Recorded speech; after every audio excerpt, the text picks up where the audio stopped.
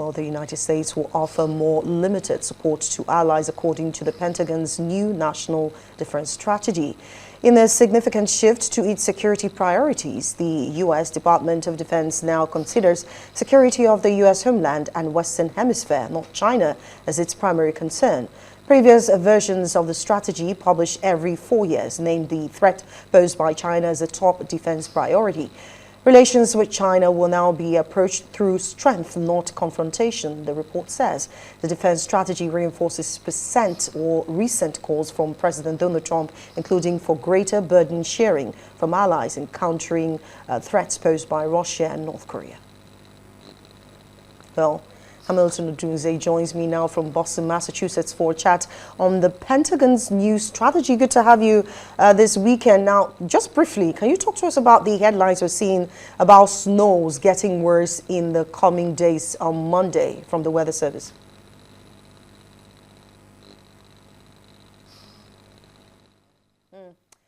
Hamilton, we cannot hear you. There's no audio from your end. Maybe you want to unmute from your end because we cannot have a sound from your end. There we go. I did unmute. Okay. We can hear you. Go on. Okay, thank you. Well, we have a snowstorm coming on Monday. It starts from Sunday. Actually, it's going to be 24 inches of snow, and everywhere is closed on Monday. Schools, businesses, and everywhere is closed. So hopefully we'll all be safe. Let's move swiftly to the conversation about the defense, talking about Pentagon's new strategy.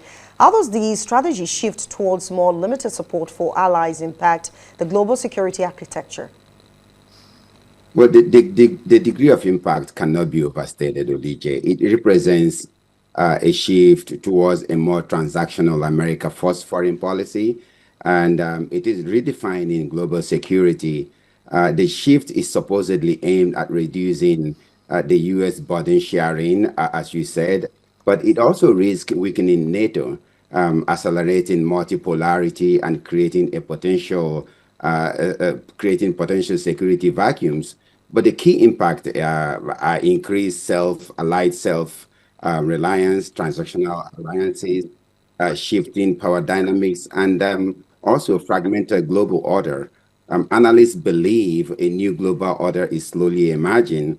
And if you guess that China wins in the current international order, if the current international order is sustained, you are right, Odunze.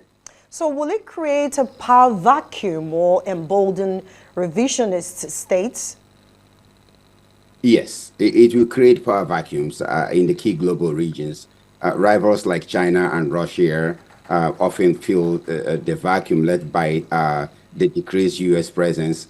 Russia and regional actors are emboldened and accelerating a shift towards a more multipolar, less stable international order. We will see increased Chinese influence worldwide, especially in the global south. We may even see more aggression from Russia in the region. Some supporters suggest that this approach forces other nations to take greater responsibility for their own security, but it also reduces U.S. global influence, Odunze.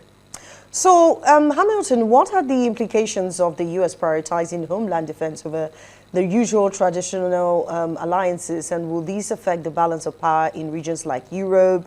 I know you've mentioned Asia, but can you reiterate?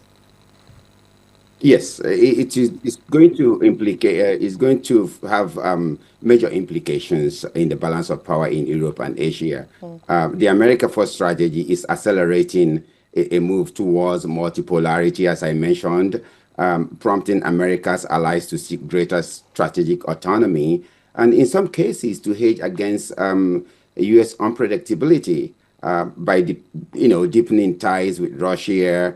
Recently, the Canadian Prime Minister Mark Carney visited China and signed an energy framework agreement with the country. We record it is the first of such visit by a Canadian Prime Minister since 2017. We expect these kinds of decoupling from the U.S. and realignments to continue, but it would create a lot. It will create a lot of uncertainties. Now, I'm going to bring in the issue of the China you just mentioned, which Canada signed a deal with, and Trump says is going to impose a 100% tariff on that. Just a little drift away. What's your opinion on that? I mean, it's like a country saying they want to do business with another country, and you say you're going to impose 100% tariff on goods. Well, since the fall of the Soviet Union, China has emerged as the only competitor with the combined economic, diplomatic, military, and technological power to challenge the U.S.-led international order. The key drivers here include intense economic competition, which is why the Trump administration is imposing tariffs on China. It also includes global reliance on Chinese supply chains and Chinese assertive actions in the Indo-Pacific areas, such as territorial claims in the South China Sea and pressure on Taiwan. The U.S. approach has evolved into a strategy of investing in domestic capabilities and competing with China to maintain a favorable balance of power.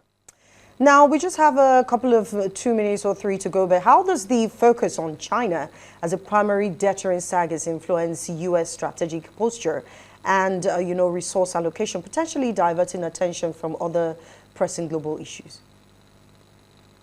Yes. Since the fall of the Soviet Union, as I said, China has emerged as the only competitor with the U.S. So that's why the focus on China. The United States is focused on China and technological power to change the U.S.-led international order. As I said, the drivers include those economic powers. The U.S. Targeting of China shifts the American strategy posture towards intense, long-term, multi-domain competition across the military, technological, and economic domains.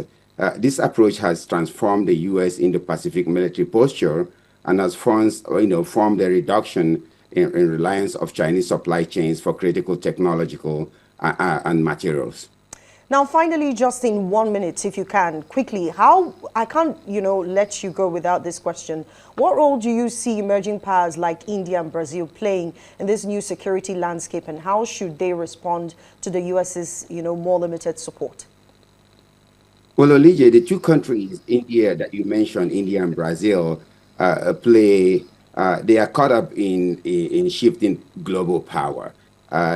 They often pursue strategic autonomy rather than aligning with the United States. Remember, they belong to BRICS, which stands for Brazil, Russia, India, and South America. But BRICS is now called a BRICS Plus because other nations have joined. India and Brazil. India and Brazil leverage their position within BRICS to promote a multipolar world, and they act as intermediaries between the West and China and Russia, which sometimes complicates U.S. strategic interests. Right.